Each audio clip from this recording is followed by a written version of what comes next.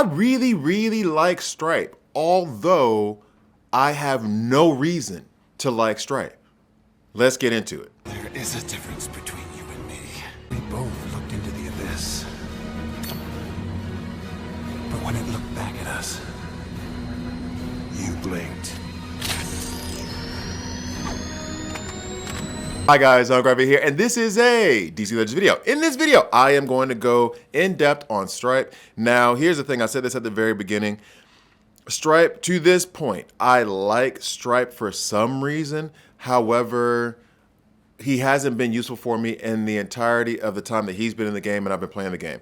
I always thought that he was an early to mid-game tune, and I think like S.T.R.I.P.E, Vixen, a few other tunes, I learned that, or at least I feel that whenever they bring out these tunes, they don't make all of them end game viable because not everybody's at the end game.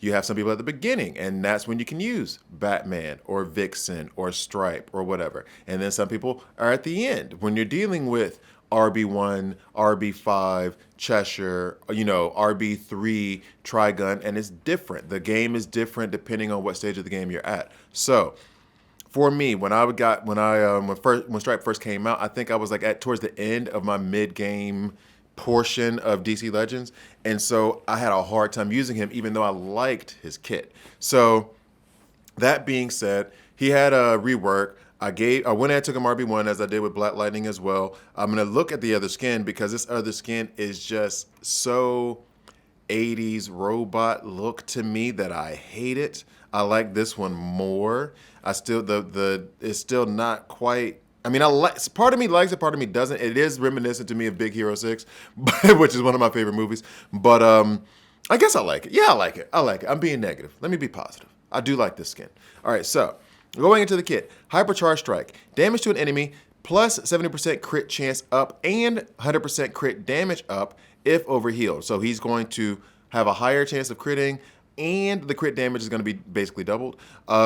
If overhealed, use Hyper Strike again and gain 30% turn meter. So he's gonna, if you want him overhealed or if he is overhealed, you can use that twice and you're gonna get 30% turn meter up. Then you have Repair Routine. Heavy damage to an enemy and gain 30% overheal. Now a lot of this overheal, and I'm trying to think now, the Hypercharge Strike and then the Legendary Point, gain 1 permanent hit chance up per alive ally or enemy, and call assist on the target. All right. Now this ability might hold a little bit more weight for you if you are earlier in the game, because you're gonna have to deal with evasion tunes like your Harley Quinns, your Cheshires, your Dawn Stars, your Doves, your Cassandra Canes, and him giving himself hit chance up per alive enemy, so basically 4 if you start off the battle with that, is a good look. And plus a call assist you do like. So just take that into consideration. Heavy damage to all enemies. Use Hypercharge Strike on a random enemy if there's a dead enemy on Overpower. Gain 15% turn meter up per alive enemy and 10% crit chance up per alive ally. So you have, if all your allies are alive, then you have, I guess it's 30%, because I don't know if he counts himself in that. And then you would have 60% turn meter up if you have all of the allies alive, or all of the enemies alive on Overpower. Then you have Tactical Advantage. Passive ability, if overhealed. Overhealed is a very big deal, guys. That's why he kind of runs well with Black Lightning, but he also runs well with Enchantress. Again, lower levels, Star Sapphire. Definitely not Zatanna, because all they need to do is give her heal and overheal, and guess who becomes viable again? I mean, I guess Lex. But all right, so anyway, passive ability, if overhealed, use Repair Routine activation and gain damage immunity each time an enemy dies. This makes him great for PvE content. He's going to get damage immunity each time an enemy dies. The waves die relatively quickly, so it's a really good ability. Not to mention the fact that when an enemy dies, you're also going to get heavy damage and gain 30% overheal. So like, and then also the hit chance ups. So it works really well in that way. S.T.R.I.P.E gains 30% overheal each time an ally shields him, which I think I do have an example of that when I go through the videos. I think I have a pretty good example of that, but I do like that ability as well because it's kind of like a double heal. You're getting shield and you're getting overheal. So passive ability on analysis complete, 70% chance to gain 4 hit chance ups and 30% turn meter up If an enemy gets one buff on their turn, like that's not going to happen. This is a very Cyborg Superman type of thing because everybody's going to buff. So he's going to be jumping in line a lot. So for some of you, I don't know how you build your teams or what you do, but sometimes, like with certain combinations, like the whole Dr. Poison combination that used to be really, really big about 6 to 8 months ago, or the Star Sapphire, that nuke team, where you had tunes that had to go in a certain order in order to get the end result that you wanted, which is usually like an AoE nuke or something like that. So on those teams, which honestly, you probably wouldn't be putting Stripe on that kind of team anyway, but if you have a very specific thing that you want to do, i.e. get Red Robin to give like Superman True Sight or something like that, you got to be careful because then Stripe will jump in line. And even though that sounds like, oh, not a big deal, if you're in a situation where you're going to hit a Cheshire or you're going to hit an Arcus, you're going to hit somebody else, and they're going to retaliate, that could screw up the entirety of that thing that you set up. So long explanation to say, just be careful when using him with teams where you're trying to build things to go in a certain order. You're trying to ramp up. The only way I can think of is like Star Sapphire or Starfire or Fire or Dr. Poison, where basically you would have Star Sapphire. Starfire. That's the one I'll use right now. You basically had Lex, Hippolyta, Red Robin, and you had Starfire.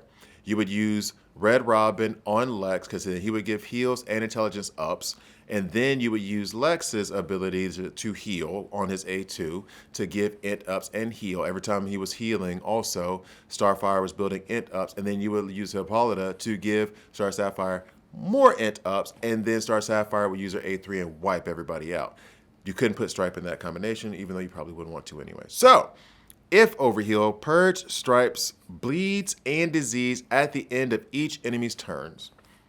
We like to see that. So, that is his kit. I'm going to go ahead and hop into the videos. I'll be right back.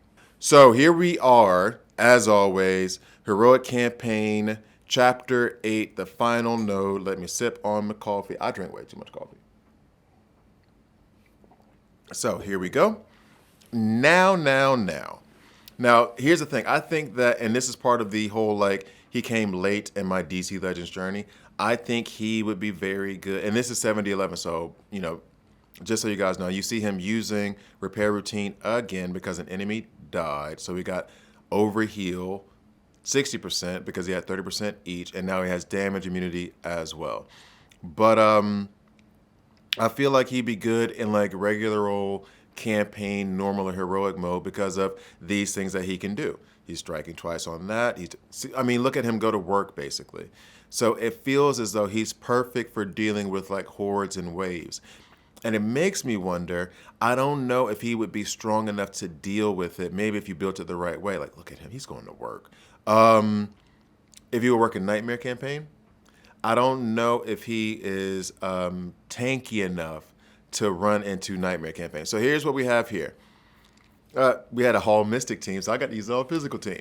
So we're going to use the Q in question to go ahead and call assist on him because he is a hero. Nightwing is there, kind of a protection as a default taunter. And then you would have Poison Ivy there for the heals, hopefully help keep him overhealed, but also keep the disease off the rest of the team. And then we have Stitch on the other side. They're going to lay down int downs and buff immunity. So hopefully Poison Ivy will also be able to toss those debuffs back. So let's go ahead and get straight into it.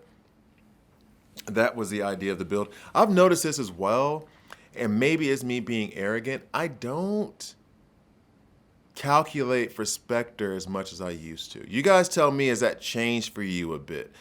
But if I got a Spectre and a Trigun and a Cheshire all on the other team, I am probably going to try to take out Cheshire first, and then Trigun, and then Spectre. I don't know why. Oh, there we go. I don't know why, but that's typically the order that I go in now. I don't fear dealing with it. You're not really seeing a lot. So, boo. Turn meter up and overheal help, and then the damage immunity is sitting there. You don't see a lot of I don't know. I'm not terrified of him anymore. Not like I used to be. Not like how frustrating it used to be. So you have Lex there. That's to help keep us overhealed. You have Question there. Call assist, and I hate that I had to use her twice, but I did. And then you have Wonder Girl there because they're going to be buff heavy thanks to Terra. So we're going to go ahead and try to strip their buffs. But also Wonder Girl can give turn meter up and strength ups on her A2, which will make S.T.R.I.P.E hit that much harder. So let's go ahead and hop into this. Oh, what are you doing? What are you doing? What are you doing? Go ahead and do that sippity sip again. Okay. But you guys tell me, am I just being like, do I sound just privileged that I don't have to worry about S.T.R.I.P.E in the ways that I used to? So there you go, getting some of that turn meter up and getting those strength ups out there. Ooh, Wonder Girl decided to do her damn thing. Wow, okay. Damn, who made you mad? Now that thing I don't like to see. Right there where you're using his A2 to hit S.T.R.I.P.E and it took him down to like low health, which would be great if Huntress was on the team. I'm about to record the verses for Huntress very soon. Huntress versus Owlman. But I would like to see S.T.R.I.P.E take out S.T.R.I.P.E in that situation. Even one-shot him, that would have been nice, but it did not happen. So there's a bunch of evasion downs on Cassandra Cain right now, which doesn't seem like it, but it does help us kind of have to deal with her if there's enough evasion downs going out there. Thanks to Mr. S.T.R.I.P.E. So let's see if those evasion downs are going to have any effect. Well, now they kind of do, I guess. He took her out anyway. So, and now on to the last battle. But you're seeing a lot of his out-of-turn attacks, especially when one enemy falls. And you saw that much better in the heroic campaign. However, now it's in PvP, so it's a lot different. Now, this is the situation where everybody's giving shields. So everybody's going to give shields. So as he gets shielded, he's also going to heal, and this will help with his survivability. So you have Terra there to help us deal with any debuffs that are going to come our way. Plus, she gives shield. You have Alan Scott there, who gives shield, but can also crack Superman in the face. And then you have Brainiac there, who'll give us damage immunity to protect us in case we get retaliated against by Supes, which I think still works, also with Cassandra Cain.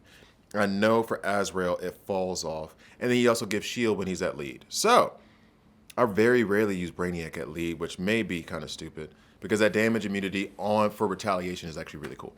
All right, so there might be one more video after this, but overall, I think S.T.R.I.P.E, his kit is improved. However, it's still a kit that I think works best for PvE content, and specifically, so you saw the heal there as he got shielded.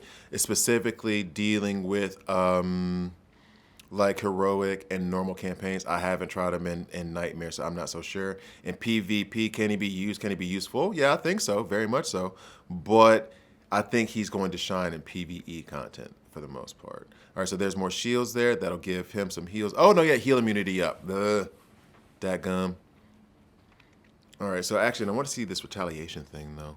Yeah, no, nope, Supes. No. So who are we hitting here? Deathstroke? Or try to get that awareness off of Spectre so we can go ahead and take him out with the hypercharged punch or whatever. Hypercharge strike, one person falls. He go ahead and use the A2. That's nice.